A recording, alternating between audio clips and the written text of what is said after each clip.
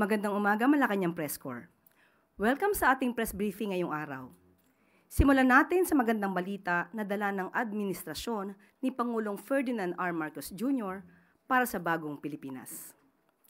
Upang lalo pang pasiglahin ang turismo at ekonomiya ng bansa, pinirmahan ni Pangulong Marcos Jr. ang Executive Order No. 86 na nagbibigay ng legal na basihan para sa mga tinatawag na digital nomads na nais pansamantalang manirahan at magtrabaho sa Pilipinas. Ang Digital Nomad Visa o DNV ay para sa mga foreigner na nagtrabaho gamit ang teknolohiya habang nasa ibang bansa ang kanilang kliyente o employer. Dahil sa mababang gastusin, likas na ganda at dumaraming remote workers, ang Pilipinas ay nagiging paboritong destinasyon ng mga digital nomads. Noong 2023, kinilala ng World Economic Forum ang Pilipinas bilang ikapitong pinakamabilis lumago na remote work hub sa buong mundo. Sa ilalim ng DNV na programang ito, pinahihintulutan ang mga dayuhang edad 18 pataas na magtrabaho remotely habang nasa bansa basta't may sapat na income, malinis na record at health insurance. Maaari silang manatili ng hanggang 1 taon na may posibilidad ng renewal at multiple entry. 3 bagong destinasyon mula sa Central Luzon ang nominado sa prestigyosong World Travel Awards. Inanunsyo ng Department of Tourism na sa ngayon ay umabot na sa 10 ang bilang na nominasyon para sa bansa. Ang Aurora Province, kilala sa malilinis nitong baybayin at ecotourism, ay nominado bilang Asia's leading regional nature destination. Ang San Fernando, Pampanga, na tinaguri ang Christmas capital ng Pilipinas, ay kinilala naman bilang Asia's leading cultural city destination. At ang Clark Freeport Zone, na patuloy na umaangat bilang business at MICE hub, ay nominado bilang Asia's leading meetings and conference destination. Alinsunod sa direktiba ni Pangulong Ferdinand R. Marcos Jr., mas pinaigting ni Department of Tourism Secretary Cristina Frasco ang programang panturismo ng bansa. Ayon kay Frasco, ang mga parangal na ito ay patunay ng lakas at lawak ng ating turismo mula sa kalikasan, kultura hanggang world-class events. Pagpapatunay din ito ng direksyon ng National Tourism Development Plan for 2023-2028. Ang pag-angat ng hindi lamang mga sikat na pasyalan, kundi pati mga bagong destinasyon na nagpapakita ng ganda ng Pilipinas. Tunay niyang sa bawat baybayin, pista at pagpupulong, ang ganda ng Pilipinas ay kinikilala sa buong mundo. Isa pang good news, dinagdagan na ng National Food Authority ang kanilang rice buffer stock alinsunod sa direktiba ni Pangulong Marcos Jr. na pagtingin ng NFA ang pagbili ng palay mula sa mga lokal na magsasaka. Isang hakbang para suportahan ang kabuhayan nila at tiyakin ang sapat na supply ng bigas sa bansa. Sa pinakahuling tala noong April 24 ng NFA, may 10.1 milyong sako ng palay at 1.2 milyong sako ng bigas ang NFA na sapat para sa 10 araw na konsumo ng bansa. Ang pinakamataas na inventaryo mula pa noong 2020. Ayon kay NFA Administrator Larry Lacson, may natitirang 12 bilyong piso para sa patuloy na pagbili ng palay ngayong summer harvest.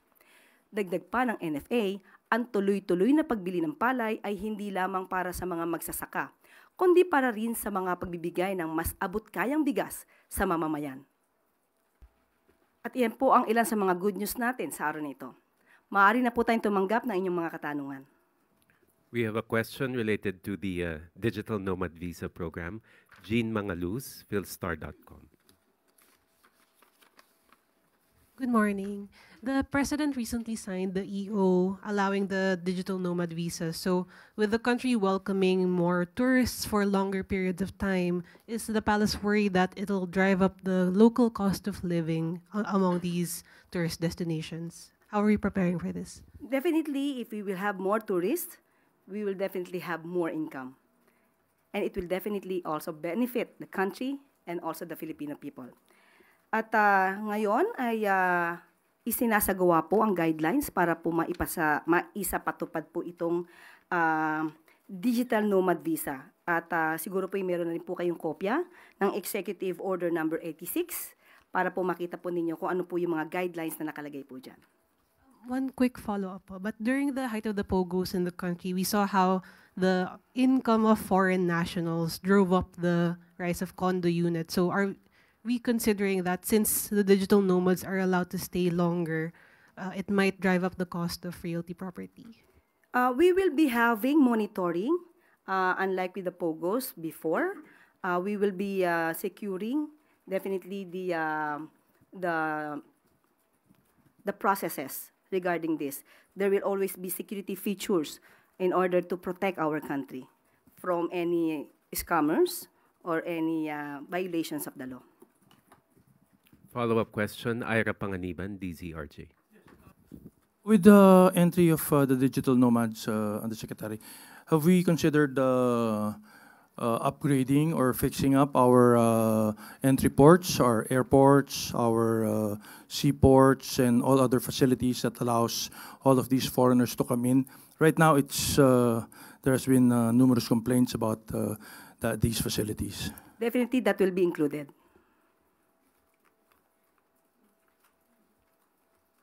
Questions related to that topic? Sam Medenilla, Business Mirror. Good morning, ma'am. Do we have an estimate how much the new policy will contribute to the economy? As of the moment, we still have the guidelines. We will just check on the figures on that. We will just give you the updates. Thank you very much. Moving on, Eden Santos, Net25. Yusek, good morning po. Kailan po kaya mailalabas ng Marcos administration yung 20 pesos na halaga ng piso ng 20 pesos na halaga ng bigas kada kilo po? Tapos na po ba yung guidelines ukol dito? Kasi po after nung announcement, marami lumabas sa social media. Ano po yung sinasabi na yung bigas ay luma, may amoy. Meron naman pong iba sa ibang lugar mismo, hindi naman sa Visayas kung saan dapat una yung implementation nito. Sabi niyo po na manggagaling din sa mga lokal na magsasaka, yun pong ibebentang 20 pesos na bigas. May we know po sino-sino yung mga magsasaka or kooperatiba na magiging source po o pagkukunan nitong bigas na ito? Unahin po natin ang mga katanungan ni Ms. Eden. Una po, pinapasinungalingan na po namin yung sinasabi sa mga balita na ito'y may amoy. Unang-una, hindi pa po nag-roll out, kaya po ito ay masasabi natin isang disinformation. Pangalawa po, sinabi po ni Secretary Laurel na ang una pong ilo-launch po ito sa Cebu, May 1. So kung saan po ito ibebenta, ito po ay ayon na rin po sa guidelines ng local government units. Siguro po mas maganda po itanong natin kung sino po yung mga involved na local government units para malaman natin kung ano yung mga guidelines po nila. At sa May 2 naman po ay sisimulan din po ito sa Visayas Avenue, sa Bureau of Animal Industry. Sa May 2 po, ito naman po ay sa Kadiwa. Ano po yung mga sino-sino po yung mga magsasaka or kooperatiba na pag mumulan po nitong source ng 20 pesos na bigas? Kasi sabi niyo po, local farmers po ang panggagalingan nito. Ibig sabihin, hindi po imported rice yung ibebenta natin na 20 pesos na bigas? Sa ngayon po, ang sinasabi po natin ay manggagaling ito sa local farmers. Yan po ang maliwanag. Kung meron po mga kooperatibang mai-involve po dito, tignan po natin ang susunod na guidelines at hingin po natin ang mga listahan. Kaya kalo-launch pa lamang po nito at sisimulan pa lamang po sa May 1. So wala pong mga specific na mga kooperatiba or mga magsasaka na pagmumulan po nitong bigas na ito, itong 20 pesos, para po naman na malaman natin na yung bigas galing po talaga sa ating mga magsasaka, hindi lamang yung mamamayan natin ang makikinabang sa murang bigas, kundi maging yung mga magsasaka po. Parang two birds in one stone po yung hit ng gobyerno natin dito. Katulad po ng sinabi natin, dapat wala po tayong pagdududa. Local farmers po sa panahon po ngayon, as we speak, sa local farmers po ito kukunin. Kung meron pa pong detalye, kukunin muna po natin sa local government units. May 1 pa po ito ilulunsad sa Cebu. Kapag may detalye na po tayo, ibibigay po namin sa inyo. Katrina po. Domingo, ABS-CBN. Good afternoon, ma'am. Ma'am, Vice President Sara Duterte has questioned the timing of the release of this 20 peso per kilo rice. How do you convince the public that this is not a form of politicking, particularly because it is being launched weeks before the midterm elections? Kailan pa po ba natin ibibigay ang sakate sa kabayo? Kung kailan namatay na yung kabayo? Sa politika po, wala pong timing. Sa pagbibigay ng ayuda, sa pagbibigay sa mga taong kinakailangan ng tulong, lalong-lalo na yung mga nasa laylayan ng lupunan, hindi po kino-question ang timing dito. Sa pinakamaagang kakayanin ng gobyerno na maibigay ang tulong, ibibigay po yan. Walang politika rito. Malamang sinasabi lamang ito para muling bigyan ng negatibong epekto ang isinasagawa ng Pangulo para matupad ang 20 pesos kada kilo na bigas. Why wasn't it possible for the government to launch it way earlier, considering that this was a promise made during 2022, around 3 years ago? Obviously, hindi naman po sa isang click ng kamay ay maigagawa ito, ay maisasagawa ito. Lahat po ay kailangan magtulong-tulong. Katulad po nito, may mga Visayas governors na nagbigay ng kanilang pagsang-ayon para makapagbigay din po ng subsidiya kasama po ang national government. Yan po ay inaaral, hindi po ito basta-basta isinasagawa. Dapat po malinis ang pagkakagawa para po mas magandang maibigay at kung kakayaning magtuloy-tuloy talaga ang proyektong ito ng Pangulo, ay dapat pong gawin lamang. Ma'am, final question from my end. How sustainable, how confident are you with regard to the sustainability of this project, considering that the government is subsidizing a big portion of the amount and it's not the actual cost of production for farmers? Yan naman po ay sinasabi na masusustain hanggat December. Ito pong taon ng December. At ang pinag-uusapan po ngayon ay sa susunod na taon ay maaaring maisama na po ito sa budget. Heidi Sampang, FEBC.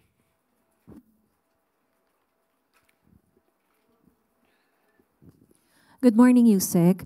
Ayon po sa Stratbase SWS survey, sa ika-4 na sunod na buwan po ay muling tumaas ang bilang po ng mga pamilyang Pilipino na nagsabi pong sila ay mahirap.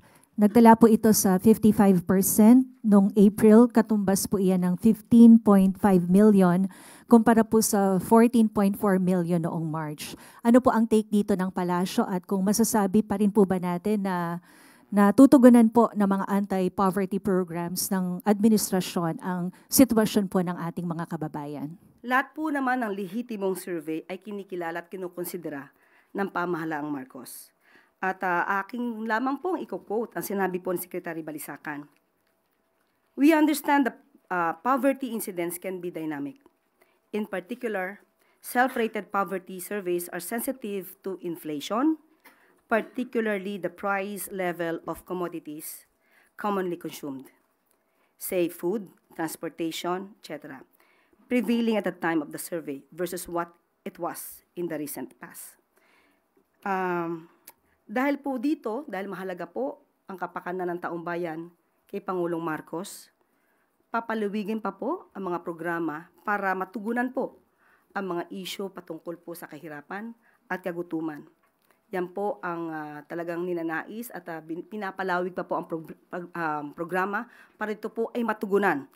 Kabilang na po nga rito ang 20 pesos kada kilo na bigas. Nandiyan pa rin po ang programang Walang Gutom program ng DSWD. Idagdag pa po natin ang patuloy patungkol dito sa Pantawid Pamilyang Pilipino program at isama na rin po natin ang school-based feeding program. Ilan lamang po ito sa mga programa ng Pangulong Marcos para po maibsan ang anumang kahirapan na nadadanas ng taong bayan. Although sinasabi po natin na ang poverty incidence, according to Secretary Balisacan, ay dynamic po. Tristan Nodalo, Newswatch Plus. Hi, Yusek. Good morning po. Hi, ma'am. Ma'am, update lang po dito sa naganap po na incident at trahedya sa Canada sa Filipino Festival. Ano po ang marching order ng Pangulo pagdating po sa pagtulong sa mga biktima? And may data po ba ilan yung naging biktimang Pilipino? Sa ngayon po, ang lumalabas po, as of April 27, 2025, Vancouver Police Department stated in the press briefing na 11 po ang nasawi at may mga ilan po na nasugatan. Ang pinakabata po daw na nabiktima ay 5 taon at ang pinaka may edad ay 65 years old. At ang suspect po na si Mr. Kay Jim Adam Lo, 30 years old, ay na-identify na po at ngayon ay humaharap sa murder charges in connection with this, the deaths at the Lapu-Lapu Festival. At ang Philippine Consulate, the General po in Vancouver ay nagpadala na po, nag-issue na po ng maagarang advisory. Pinapaalam po ang mga hotlines, kung makikita po sa ating monitor. Nagbigay po ng hotlines para po sa mga biktima po, yung pamilya po ng mga biktima ay maaari po agad maka-connect or maka-contact po sa ating Philippine Consulate General. At ang consulate po natin ay nakapag-establish na rin po ng kanilang komunikasyon sa ilang mga biktima na nasugatan. At nakikipag-coordinate pa rin po ang Philippine Consulate General with the Vancouver Police Department regarding sa mga information pa po ng iba pong biktima at sa mga updates po ng pag-iimbestiga. Pero ano po ang talagang bilin ng Pangulo is because sa statement niya kagabi, he's very affected with what happened. Opo, dahil po ito'y kapwa Pilipino, minadali po agad na matulungan, ibigay po ang lahat na maaaring maitulong, lahat ng koneksyon para sa mga Pilipino po natin na nadamay po dito sa trahedya po sa Vancouver. Okay. Yusek, papasok lang po nitong statement ni Senator Amy Marcos that tomorrow ay magre-release siya ng final result ng kanyang investigation saying that there's a group effort from the administration to arrest former President Rodrigo Duterte. Sinabi po ng senador na may planadong hakbang para pabagsakin ang mga Duterte at hindi raw po alinsunod yung pagka-aresto sa dating Pangulo sa batas ng Pilipinas. Just a quick reaction on this statement po ni Senator Amy. Hindi na po siguro kataka-taka kung ganyan po ang kanyang magiging panuran, kanyang opinion. Bago pa naman po siguro nag-hearing ay makikita na po natin kung saan ba ang gawi ni Senator Amy Marcos. Chloe Hufana, Business Mirror. Pero karagdagan, of course, ang palasyo dinideny kung ano man ang kanyang opinion. Chloe Hufana. Good morning, Yusek. Yusek, tomorrow the Trade Secretary and the Special Assistant to the President for Investment and Economic Affairs will be in Washington for their dialogues with the USTR. Ma'am, what will be our bargaining chip to close a favorable trade deal? I was able to talk to Secretary Go today, just this morning. Tambilin po niya ay hintayin na lang po natin kung ano po yung magiging outcome ng pakikipag-usap at pakikipagnegosasyon. At kapag ka po meron na po tayong report, bibigay po namin sa inyo yung update. Thank you, ma'am. Follow-up question na lang, ma'am. Are we optimistic to close a favorable trade deal? And ano po yung goal natin na reciprocal tariff since gusto po ni Trade Secretary ibaba yung 17%? Of course, mas gusto natin maging optimistic. Hindi tayo dapat maging pessimistic katulad ng iba. Tingnan na lang po muli natin at kung ano po yung magiging maganda para sa Pilipinas at of course, sa relasyon natin with the US, yun po yung aasamin natin. Ann Soberano, Bombo Radio. Yusek, good morning. Nitong weekend, ma'am, nakita po kasi sa funeral ni Pope Francis na nagkaroon ng maiksing pag-uusap si Pangulong Marcos and US President Donald Trump. Pwede po bang ma-share sa amin kung ano po yung napag-usapan nilang dalawa sa maikling pag-uusap? Thank you. Kung kayo po ay nakita niyo po na sila ay saglit na nagkausap at nagkabatian, mapapakita po natin na yung mga sinabing inis na ng Pangulo ay napaka-fake news. Sa ngayon po ay hindi pa po natin nakakausap ang Pangulo tungkol sa kanilang napag-usapan. Kapag ka po maaari pong i-share ang kanilang pag-usapan, ibibigay po namin agad sa inyo. Thank you, ma'am. Follow-up, Maricel Halili, TV5. Magandang umaga po. Yusek, aside doon sa pagdalo sa paglilibing kay Santo Papa, meron pa po bang ibang mga activities na ginawa si PBBM and FL sa Vatican? Sa ngayon po, wala po akong pinakadetalye kung ano pa po ang lakad nila, activities. Most probably, personal na lang po yan. Pero kung meron po na official function or official activity na maaari po namin i-share, ibibigay po namin agad sa inyo. And aside from US President Donald Trump, nagkaroon din po ba ng chance si Presidente to talk with other heads of state?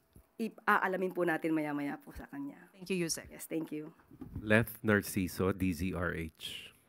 Good morning, Yusek. Ma'am, may plano po ba ang Malacanang na ipatawag si Ambassador Wang Xilian at pagpaliwanagin tungkol dun sa umano'y panghimasok ng China para impluwensyahan ang halalan sa bansa? Sa ngayon po, wala pa po tayong nadidinig na anumang pag-uutos patungkol po dyan. Pero minararapat po talaga na magkaroon po ng malalimang pag-iimbestiga patungkol po dito. Lalo-lalo na po kung ito naman ay may kinalaman na rin sa seguridad ng bansa at kung ano po ang magiging kahihinatnan ng ating bansa kung may mga ganitong klaseng fake news peddlers na umaaligid sa ating bansa. So wala pa pong direktiba ang Presidente sa Department of Foreign Affairs to summon the Chinese ambassador and convey the concern over this report? Sa ngayon po, wala pa po nakakarating sa atin. Thank you po. Tina Maralit, Manila Times. Good afternoon, Yusek. Yusek, over the weekend, China's state media reported that the China Coast Guard has seized control of Sandy Cay, one of the disputed reefs near a major Philippine military outpost in the South China Sea. Has this reached the President? If so, ano po ang naging direktiba niya? Opo, nakausap po natin si DG Jonathan Malaya at inalam po natin ang katotohanan dyan. Ayon po sa kanya, ito lamang, kahapon lamang po, ang Interagency Maritime Operation po, nagsagawa po ng pagbisita. Ang routine and lawful exercise dito po sa maritime domain natin. At dito po sa Pag-asa K1, K2, and K3 at sa mga surrounding waters. Kompleto po nilang naisagawa ito at pinasisinungalingan po nila na ito po ay na-seize ng China. Ayon po kay DG Jonathan Malaya. At asahan po natin ang wala pong alinlangang dedikasyon ng Pangulong Marcos na ipaglaban ang ating karapatan sa ating teritoryo, sa ating maritime rights, lalo-lalo na po dito sa West Philippine Sea. At wala pong tuloy-tuloy pa rin po ang pagprotekta sa lahat ng karapatan ng bansa na naaayon sa international law, pero may paniniguro na ito ay para sa peace and stability. Ma'am, just to follow up po, nataon po yung insidenteng ito na may nangyayaring balikatan exercises between the Philippines and the United States, yung militaries po. Can this be construed as a provocation from the Chinese side?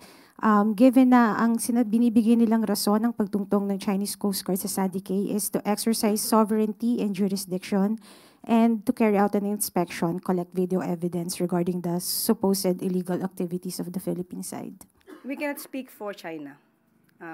Hindi po ako makakapagsalita ng anuman, kung anuman ang adhikain, layunin o plano ng China. Maraming salamat po. I guess that's all the questions we have, Yusek. Thank you. At bago po tayo magtapos, isa pa pong good news.